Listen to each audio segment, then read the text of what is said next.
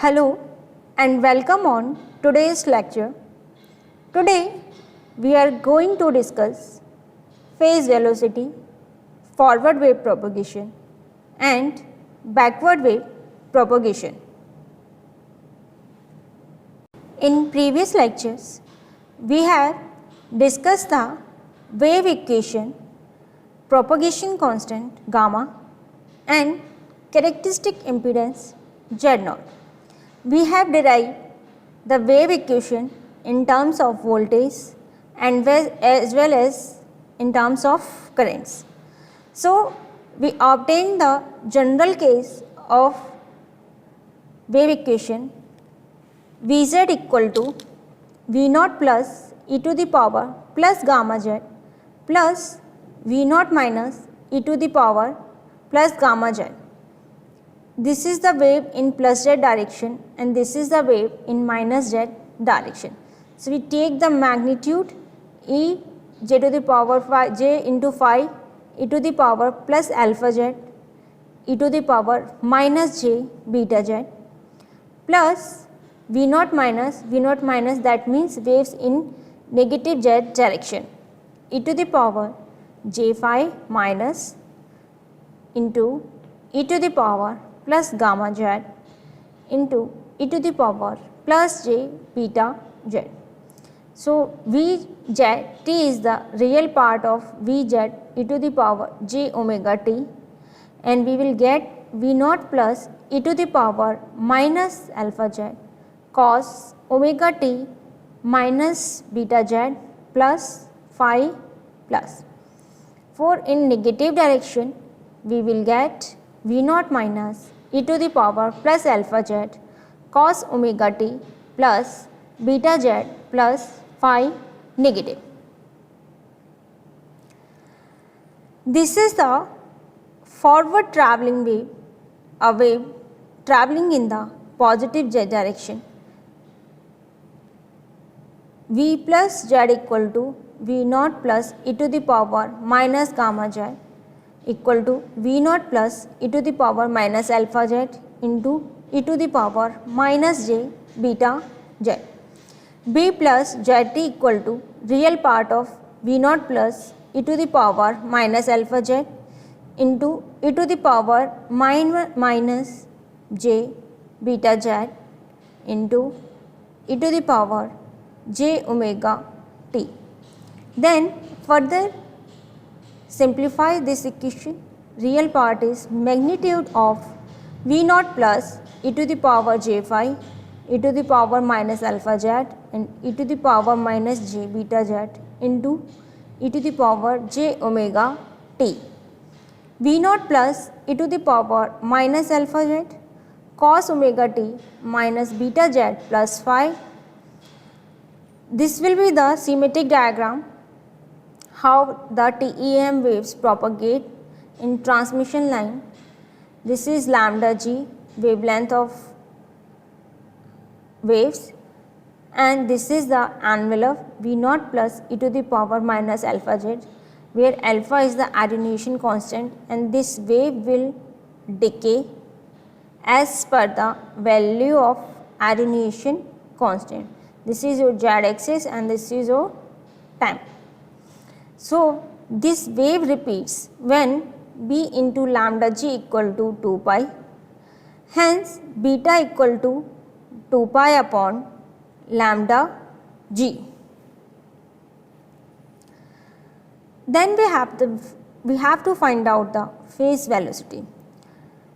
Phase velocity track the velocity of a fixed point on the wave. A point of constant phase is that the crest. So, this is the envelope for your EM wave transmission. So, V plus Zt equal to V0 plus e to the power minus alpha z cos omega t minus beta z plus phi.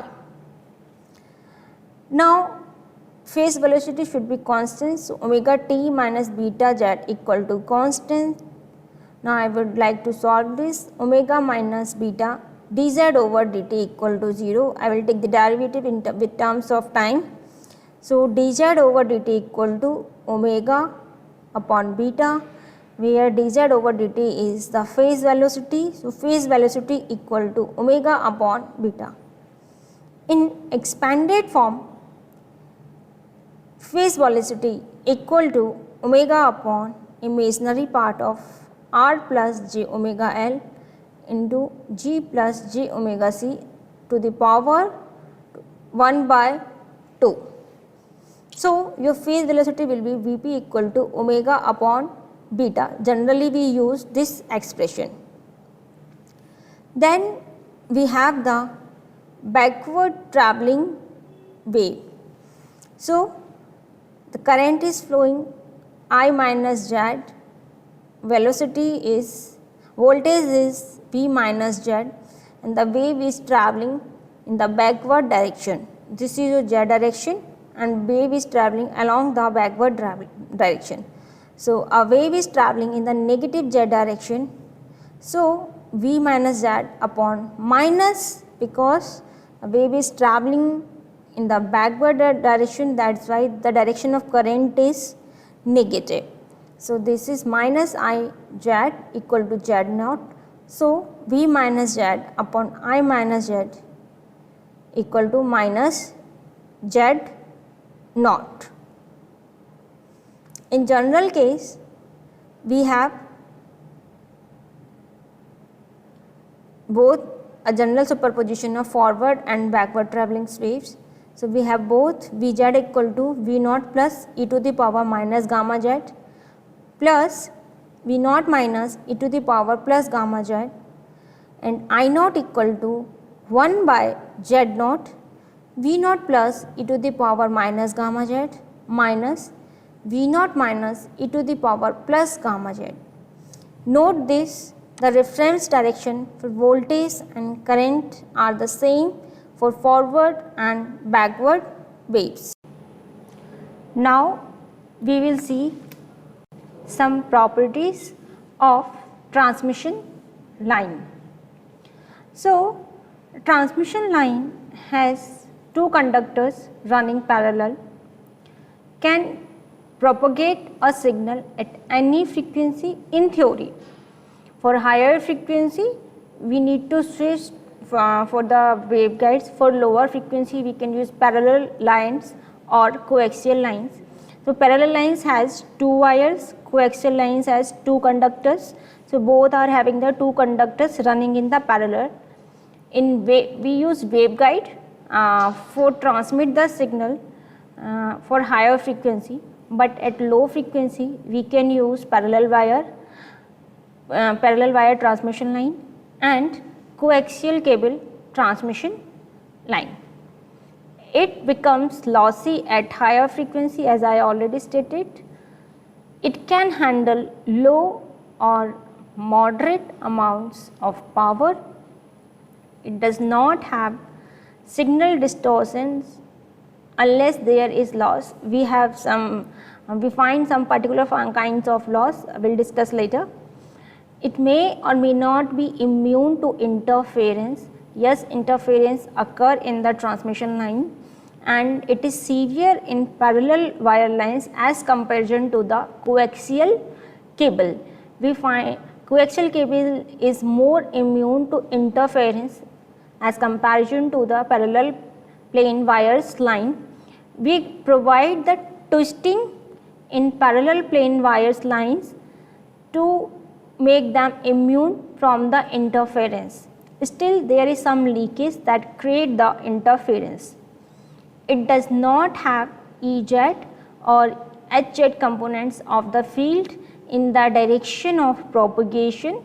That is why transmission line works on the TEM mode. So, these are some very important properties of transmission line.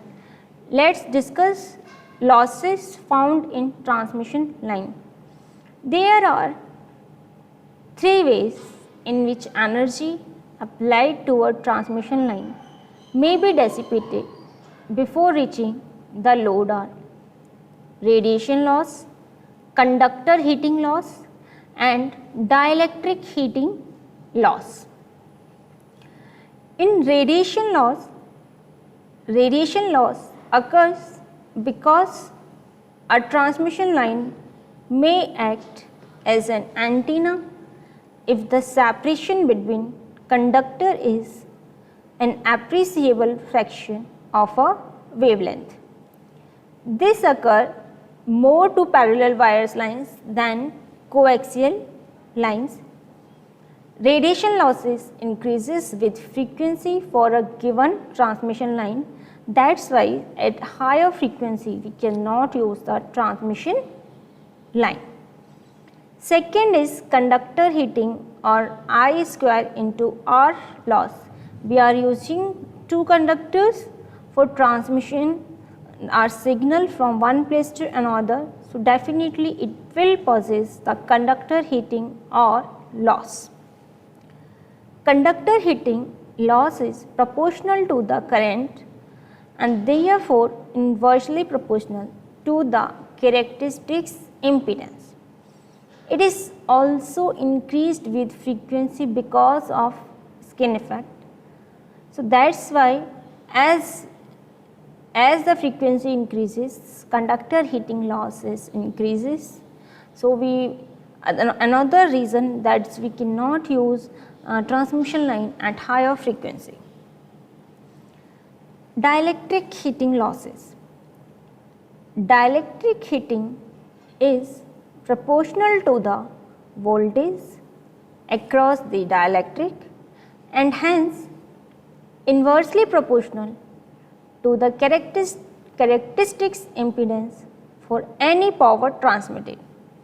This loss also increases with frequency for any given dielectric medium. For air, dielectric heating remains negligible. For coaxial lines at 1 GHz, these losses vary from as much as 200 dB per 100 meter for a solid dielectric to the flexible 6 mm line. So, we have three major kinds of losses: radiation losses, conducting losses due to conductor, radiation losses due to radiation of a signal, and the dielectric losses due to dielectric heating is because the dielectric heating is proportional to the voltage across the dielectric. So, these are the major reason for losses occurred in a transmission line, and these are the main reason that we do not use transmission line at very high frequency.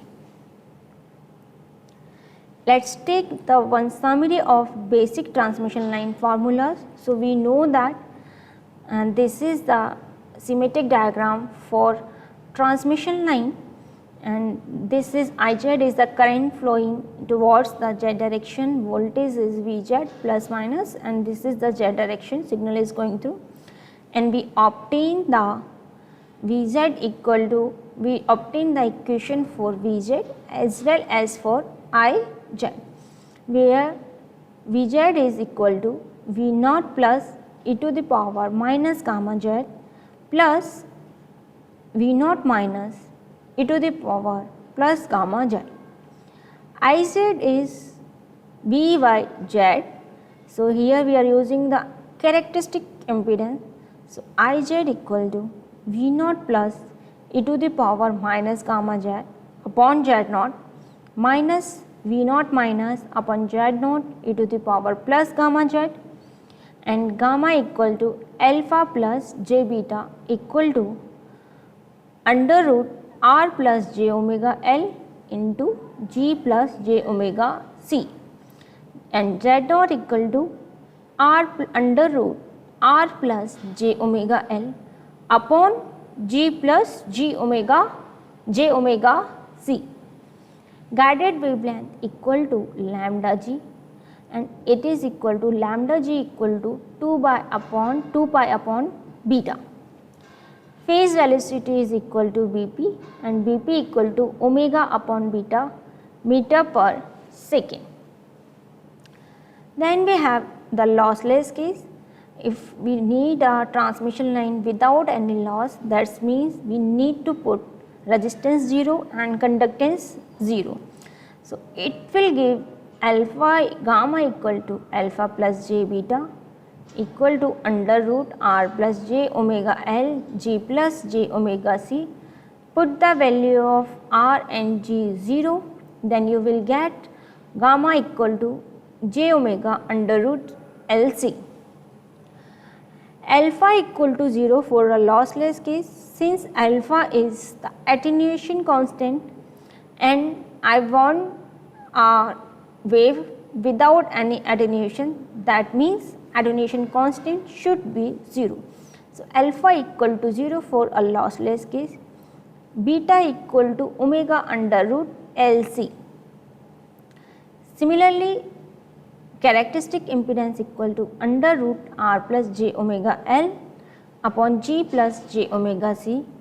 I put the value of r and g 0, I will get z naught equal to under root L by c. We know that Bp equal to omega upon beta. I put the value of beta equal to omega under root Lc, hence I will get phase velocity equal to 1 by under root Lc. So, this is the lossless case. In the medium between the two conductors is homogeneous and is characterized by epsilon mu, then we have that Lc equal to mu epsilon. The speed of light in a dielectric medium is Cd equal to 1 by under root mu epsilon.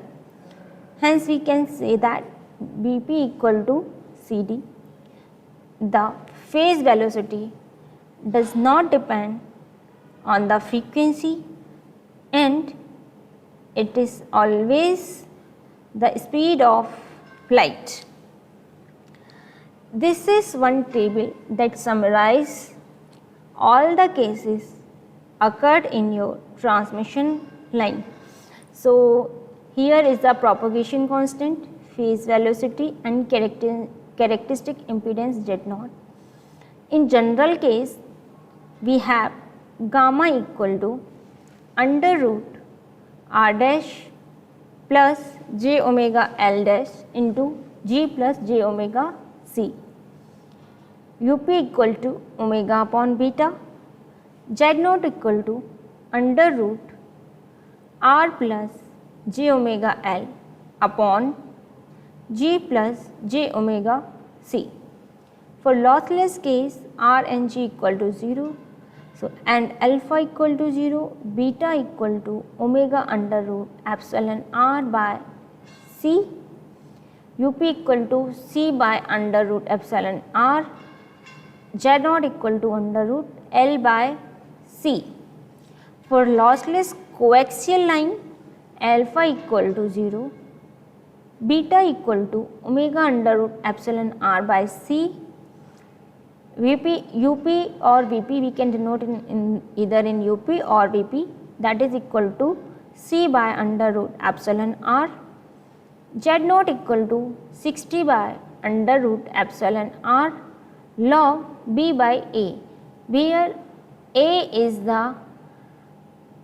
and b are the radii of inner and outer conductor for a coaxial line.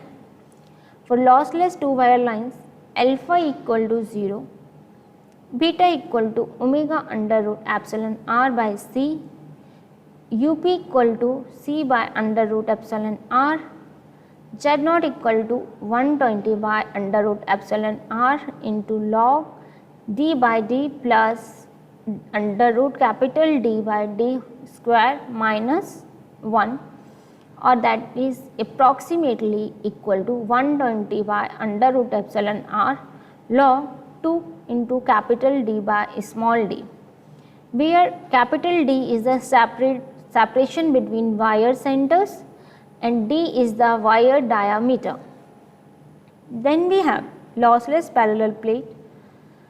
Propagation constant of a lossless parallel plate is alpha equal to 0 and beta equal to omega under root epsilon r by c.